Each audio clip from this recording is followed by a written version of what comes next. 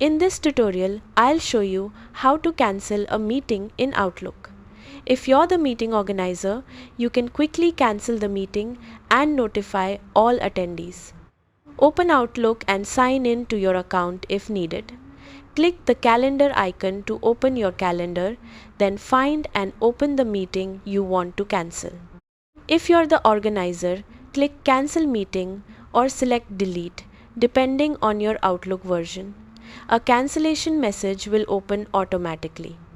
If you'd like, add a brief note explaining why the meeting is being cancelled. Then click Send Cancellation to notify everyone invited.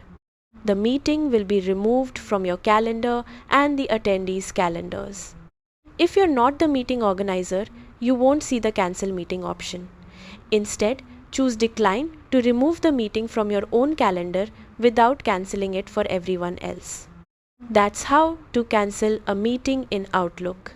Thanks for watching.